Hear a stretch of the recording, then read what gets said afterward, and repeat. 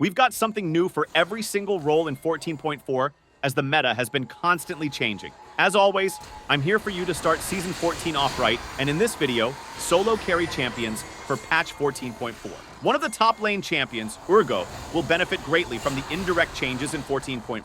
Urgot is currently the champion who most commonly buys Black Cleaver, and with the item getting stronger, it will be efficient for him. Additionally, in my opinion, Urgot is a really great top lane pick for the current meta because he plays well into almost all of the most common fighters. In fact, the only meta matchup Urgot has a negative win rate against is Trundle, since Trundle runs Lethal Tempo, which was nerfed in 14.4. That matchup will now become easier for Urgot, but it's still a good ban. Urgot has been dominating picks like Jax in recent patches, so the Lethal Tempo nerfs will make many of his matchups even better. The core build that you can run on Urgot consists of Hullbreaker, Rush into Black Cleaver second, and Sterak's Gage third. There are two viable rune pages going around on Urgot right now.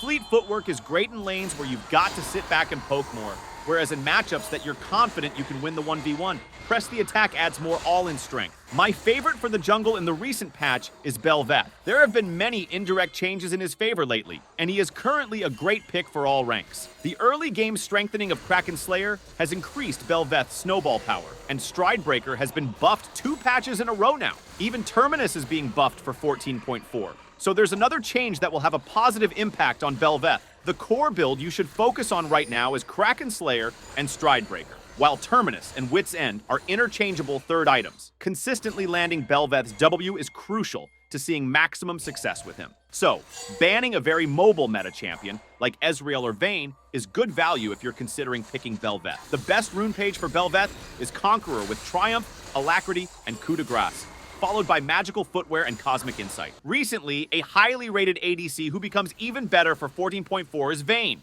The buffs to Terminus will be great for Vayne, as she typically slots the item into the third slot for most games, and being able to stack up Terminus quicker brings so much more value to the item. This will allow Vayne to excel even more, especially during mid and late game fights. While Wit's End is still a valid alternative when against heavy AP, against split damage, Terminus is definitely the play. A good ban for Vayne right now is Twisted Fate, as his gold card makes it very difficult to outplay anything with her mobility and forces you into running cleanse. The rune setup consists of Lethal Tempo with Triumph, Alacrity, and Coup de Grace, followed by Conditioning and Overgrowth for secondaries. The mid lane meta, which has re-emerged in recent patches due to many indirect buffs, has led Kassadin to rise to the top again. The optimal build for Kassadin right now is to quickly get Rod of Ages, take Malignant second, and Archangel's Staff third, all of which have been buffed recently. Another factor that will lead to Kassadin's rise in 14.4 is the nerf to Lethal Tempo. Yone is actually one of the few matchups that Kassadin has a negative win rate against right now, and with Yone becoming weaker early on, Kassadin won't get exploited as much in that matchup. A meta champion who can be a bit harder to play into as you reach the mid to late game is Twisted Fate, as approaching fights with his gold card is pretty difficult, so he's a good ban option. The rune page for Kassadin starts with First Strike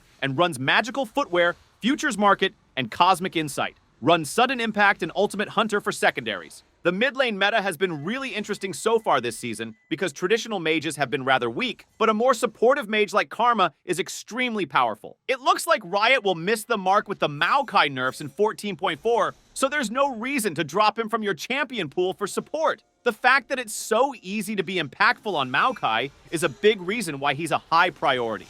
Of course, the more time you put into the champ, the more you'll get out. But Maokai is genuinely one of the few supports that you can first time and still have a really high chance of out-impacting the enemy support. Maokai just has everything you'd want in a melee engaged support. His CC is very easy to hit. He becomes extremely tanky. He can peel or engage depending on the situation, and his roam strength is hard to match. If you really want to duo up for some free elo in 14.4, lock in Maokai with Twisted Fate ADC. The point-and-click chain CC with this combo is just gross and will have the enemy wishing they'd never queued up. Since Maokai needs to run at enemies to engage onto them, a support like Janna is one of the few good counters, so she's a good ban. The build for Maokai consists of a Trailblazer Rush into Locket second, and Solari's Light will be his support upgrade. The optimal Keystone rune is Aftershock with Font of Life, Bone Plating, and Unflinching, followed by Biscuits and Cosmic Insight for secondaries.